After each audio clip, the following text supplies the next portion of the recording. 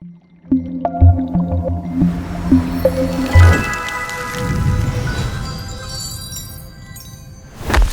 teman-teman semua, kali ini kita akan bahas materi tes karakteristik pribadi untuk anti radikalisme. Di soal yang pertama, Anda merupakan kepala satuan kerja di sebuah pemerintah daerah. Teman dekat Anda merupakan salah satu staf di kantor Anda.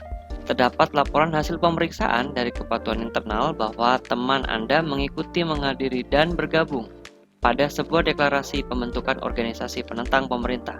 Sikap Anda adalah apakah A.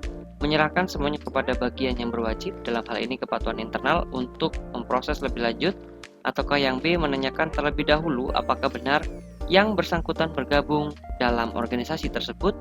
C. Meminta kepatuhan internal untuk memecatnya. D. Meminta kepatuhan internal segera mengumpulkan pegawai untuk diberikan sosialisasi anti radikalisme, ataukah yang E. Meminta yang bersangkutan untuk mengundurkan diri sebagai teman yang baik. Dalam hal ini jawaban yang tepat dan dibobot dengan skor 5 itu adalah jawaban yang A. Mengapa jawaban yang A? Kita lihat jawaban yang B, bahwa di sini menanyakan terlebih dahulu. Padahal orang tersebut sudah terbukti berdasarkan laporan hasil pemeriksaan dia mengikuti, menghadiri, dan bergabung. Jadi jawaban B tidak tepat. Jawaban C, untuk langsung memecatnya kita harus menyesuaikan dengan peraturan yang ada, baik yang mengatur secara internal maupun secara nasional, dalam hal ini yang mengatur ASN secara umum. Jadi kita tidak bisa langsung memecatnya. Jadi kita lihat dulu aturan yang ada. Untuk yang D, ini tidak menyelesaikan masalah atas bergabungnya teman Anda pada organisasi penentang pemerintah. Sedangkan yang E, meminta yang bersangkutan untuk mengundurkan diri, jadi ini tidak tepat ya. Ini lebih kepada sebagai teman yang baik, tidak ada konteksnya sebagai ASN ataupun sebagai pegawai yang ada di lingkungan pemerintah daerah. Jadi jawaban yang tepat itu yang A, karena jika kita lihat kalimatnya untuk proses lebih lanjut, jadi itu berdasarkan laporan hasil pemeriksaan dan sesuai dengan kewenangan si kepatuhan internal itu juga, gitu ya. Jadi jawaban yang tepat itu adalah jawaban yang A. Selanjutnya, soal yang kedua, Anda mendapati bahwa salah satu pegawai di kantor Anda sedang memujuk pegawai yang lain untuk membenci salah satu atasan. Pegawai tersebut memfitnah atasan di kantor Anda dengan tuduhan yang tidak sebenarnya. Jika Anda seorang bagian kepatuhan internal, apa yang akan Anda lakukan? Yang A, meminta yang bersangkutan untuk meminta maaf kepada atasan tersebut, ataukah yang B, meminta pegawai yang lain? Pegawai yang tersebut menjadi saksi dalam pengungkapan fitnah.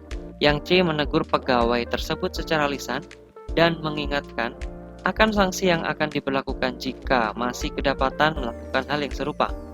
Ataukah yang D, memberikan teguran secara tertulis disaksikan oleh saksi dari pegawai yang lain. Ataukah yang E, membuat surat pemberhentian secara tidak hormat.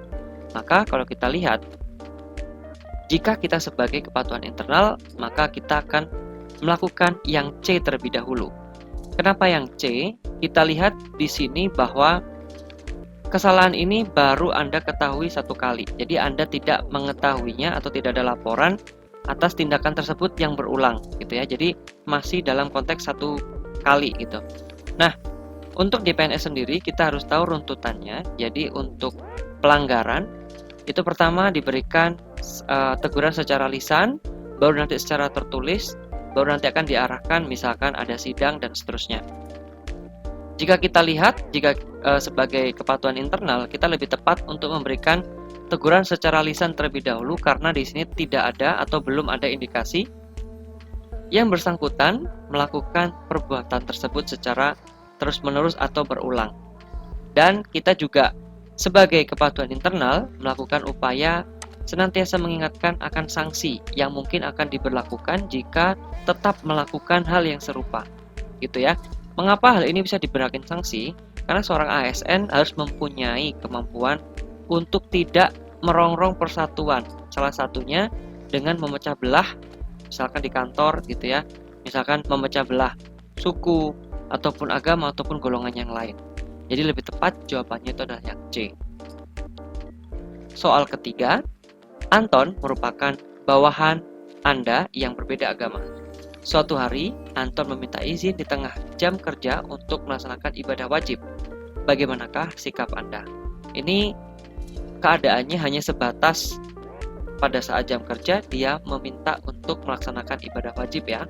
Kalau kita lihat yang A memberikan izin kepada Anton, yang B tidak memberikan izin dengan alasan masih jam kerja, yang C memberikan izin kepada Anton agar segera melaksanakan ibadah dan kembali bekerja setelah selesai.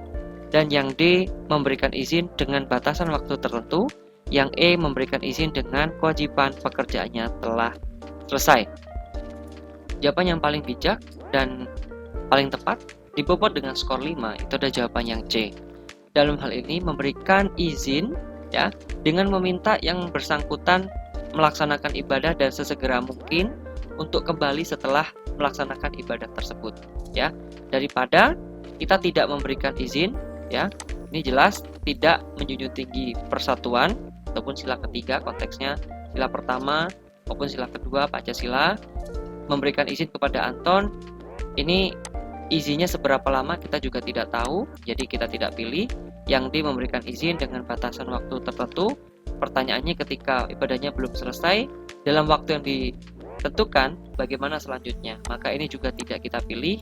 Dan yang E memberikan izin dengan kewajiban pekerjaannya telah selesai, itu juga tidak bijak. Bisa jadi nanti waktu ibadahnya sudah bergeser, gitu ya. Jadi ini juga tidak kita pilih. Jawaban yang tepat dan dibobot skor 5 adalah jawabannya C. Selanjutnya, Rizda merupakan salah satu customer service di salah satu bank milik pemerintah. Ketika melayani nasabah, Rizda dihujat oleh pelanggan karena tidak mengucapkan salam untuk agama lain. Padahal wilayah kerja Rizda mayoritas menganut agama lain yang dimaksud oleh si pelanggan.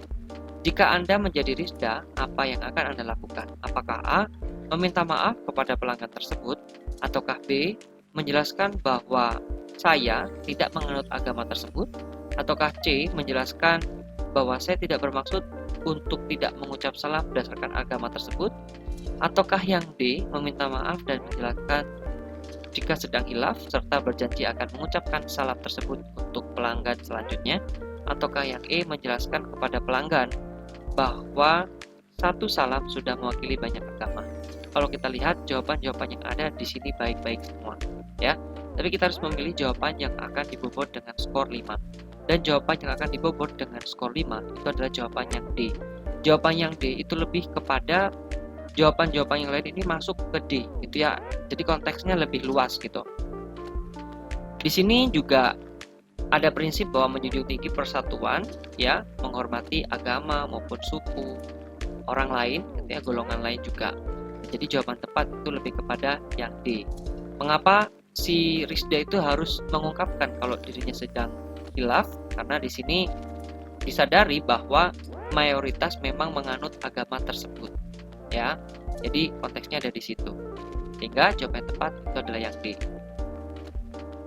Soal selanjutnya, jika salah satu rekan Anda yang terindikasi menganut paham yang dilarang pemerintah mendaftarkan diri ke perusahaan Anda, maka sebagai HRD, sikap Anda adalah apakah A. menolak pendaftarannya dengan tegas, ataukah B. memberikan kesempatan untuk bekerja, ataukah C. memperlakukan seperti kandidat lain, yang D. memberikan arahan kepada yang bersangkutan, ataukah yang E.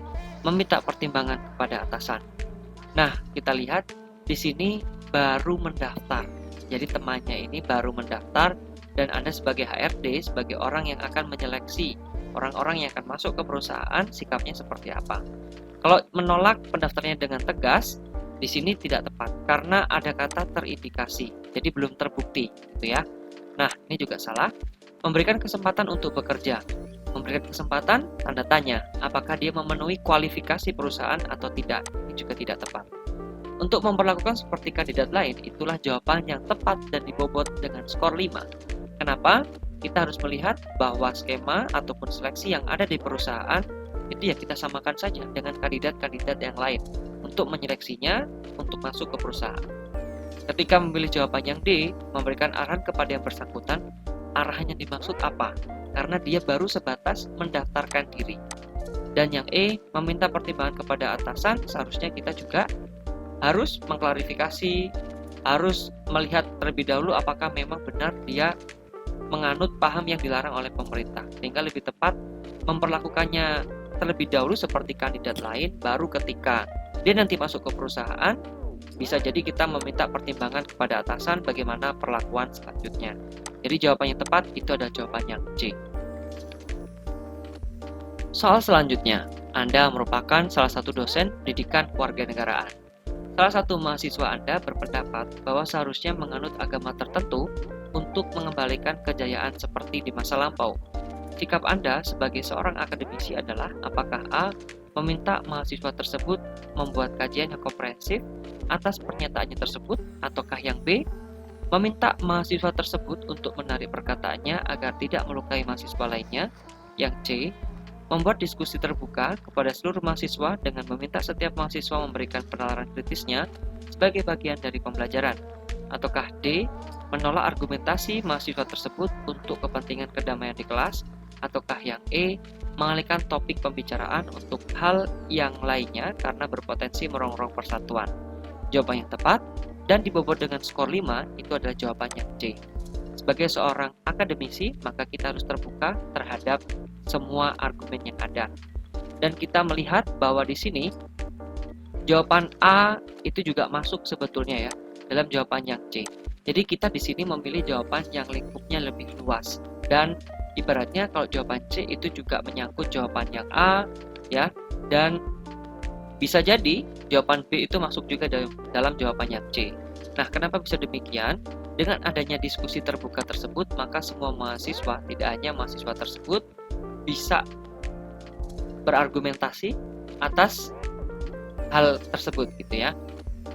Jadi lebih kepada kita terbuka terhadap semua argumentasi dan nanti bisa jadi kita menarik suatu kesimpulan. Bisa jadi kesimpulannya si mahasiswa tersebut harus menarik perkataannya supaya tidak melukai mahasiswa lainnya. Jadi dengan diskusi tersebut bisa dihasilkan banyak sekali kesimpulan. Jadi lebih tepat jawabannya C. Anda seorang hakim yang memutus perkara pembubaran organisasi terlarang menurut pemerintah. Publik di luar sedang melakukan demo besar-besaran yang menghendaki pembatalan organisasi tersebut. Ya, yang menghendaki pembatalan atas pembubaran, itu maksudnya ya. Dan hal ini didasarkan bahwa menurut publik organisasi tersebut telah sesuai dengan Pancasila dan konstitusi di Indonesia. Sikap Anda? Apakah jika Anda seorang hakim, apakah mempertimbangkan aspirasi publik atas organisasi tersebut atau tidak mempertimbangkannya, atau memutus sesuai dengan fakta yang ada di persidangan, ataukah yang D, meminta agar pendiri organisasi meredam amarah publik yang ada di luar, ataukah yang E, tidak menghiraukan semua hal karena Anda yakin organisasi tersebut telah sesuai dengan Pancasila dan konstitusi yang ada. Maka jika Anda seorang hakim, Anda hanya boleh memutus suatu perkara dengan pertimbangan fakta-fakta yang ada dalam persidangan. Jika fakta tersebut tidak ada dalam persidangan, maka tidak dapat dipertimbangkan sebagai putusan. Sehingga jawabannya tepat dan dibobot dengan skor 5 itu adalah jawabannya C. Memutus sesuai dengan fakta yang ada dalam persidangan. Pemerintah sedang menyerukan perlawanan kepada terorisme. Anda memergoki rekan Anda bergabung dalam organisasi teroris dan sedang belajar merakit bom. Sebagai teman, apa yang Anda lakukan? Apakah A. melaporkannya kepada pihak yang berwajib? Ataukah B. memberi teguran secara lisan bahwa tindakannya yang bergabung di kelompok tersebut tidak baik? Ataukah C. memberitahu orang sekitar agar berhati-hati dengannya? Ataukah D. tidak mendekatinya lagi? Ataukah yang E. menjauh dari semua forum yang ada orang tersebut? Jawaban yang tepat dan dibobot dengan skor 5 itu adalah jawaban yang A. Terorisme merupakan aksi yang berbahaya dan pembuatan merakit bom di sini ya. Kegiatan merakit bom di sini juga merupakan suatu kegiatan yang dapat membahayakan publik secara luas.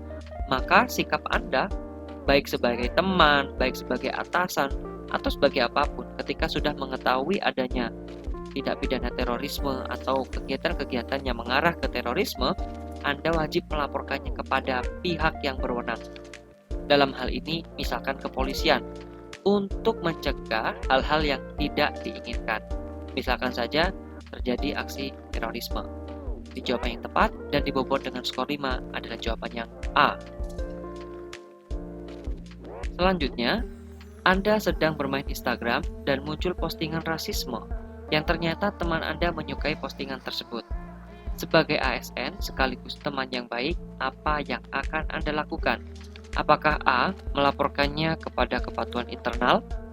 Ataukah yang B. menegurnya agar tidak menyukai postingan yang berbau sara? Ataukah yang C. meminta pendapat atas masalah rasisme tersebut? D. tidak menghubunginya lagi? Ataukah yang E. tidak menghiraukan karena pendapat orang bisa berbeda? Dalam hal ini terkait dengan rasisme, kita harus mengacu pada aturan yang ada bahwa setiap ASN harus menjaga dan memelihara persatuan. Jadi kita tidak boleh rasis dalam hal ini seperti itu. Dan sebagai teman yang baik dalam hal ini, kita lebih kepada menegurnya terlebih dahulu. Ya, ini tidak ada konteks lain selain hanya melihat dia menyukai postingan. Ya, tidak melihat konteks lain, misalkan dia menyukai memang semua postingan yang terkait dengan rasisme. Jadi memang kebiasaan dia untuk menyukai postingan-postingan tersebut gitu. Jadi kita hanya melihat di satu postingan dan hanya terjadi satu kali, ibaratnya seperti itu. Dan ini juga kaitannya misalkan kita kaitkan dengan yang A, kenapa kok tidak melaporkannya kepada kepatuhan internal? Karena ada konteks kita sebagai ASN saling mengingatkan terlebih dahulu, baru ketika mengarah pada tindakan yang lebih merongrong persatuan, ya, kita bisa jadi melaporkan kepada kepatuhan internal untuk diproses lebih lanjut, ya, pelanggarannya apakah ringan, sedang maupun berat. Jadi jawabannya tepat dan dibobot dengan skor 5, itu ada jawaban B. Selanjutnya, Anda melihat di WhatsApp Story bahwa rekan Anda merepost video TikTok yang memuat seruan untuk membenci suku tertentu di Indonesia. Alasannya, karena suku tersebut telah banyak membunuh anggota suku lain karena konflik kesalahpahaman. Sikap Anda, apakah A. melihatnya saja dan tidak bergeming karena hal tersebut telah sesuai? Ataukah yang B. mendukung aksi teman tersebut karena sudah sepantasnya? Suku yang suka membunuh suku lain tidak mendapat tempat di masyarakat. Ataukah yang C. memberitahunya akan sanksi yang akan didapat jika menyebarluaskan pendapat yang bermuatan ujaran kebencian. D. menegurnya karena tidak boleh membenci suku lain tanpa alasan yang jelas. E. mendukungnya sebagai aksi pembelaan hak asasi manusia. Dan jawaban yang tepat itu adalah jawaban yang C. Ya. Jadi memberitahunya akan sanksi yang didapatkan jika menyebarluaskan pendapat yang bermuatan ujaran kebencian. Jadi ASN, PNS, P3K, dia tidak boleh menyebarluaskan pendapat yang bermuatan ujaran kebencian. Mari kita lihat jawaban yang lain. Ketika melihatnya saja dan tidak bergeming, itu adalah opsi yang salah, karena kita harus berorientasi pada persatuan, ya, persatuan NKRI. Tidak boleh rasis ataupun sara. Selanjutnya, mendukung aksi teman tersebut karena sudah sepantasnya suku yang membunuh suku lain tidak mendapatkan tempat di masyarakat. Nah, kalau yang di sini seharusnya sudah diselesaikan menggunakan aturan yang ada, baik aturan hukum, misalkan ada sanksi hukum maupun sanksi sosial. Jadi tidak sepatutnya, gitu ya, kita mendukung aksi tersebut. Ketika kita pilih yang D, misalkan menegur karena tidak boleh membenci suku lain tanpa alasan yang jelas, sebetulnya alasannya itu sudah jelas, gitu ya. Jadi kenapa dia membunuh? Alasannya adalah karena konflik kesalahpahaman. Jadi salah paham. Dan yang E, mendukung sebagai aksi pembelaan hak asasi manusia. Ini juga konteksnya harus kita lihat kembali, ya. Jadi kalau misalkan sebagai ASN dan sebagai teman di sini melihat orang lain merepost ataupun menyebarluaskan terkait dengan rasisme, kita hanya bisa mengingatkan. Dan kalau mendukungnya sebagai aksi pembelaan hak asasi manusia, berarti Anda sama saja dengan orang yang memecah belah persatuan, gitu ya.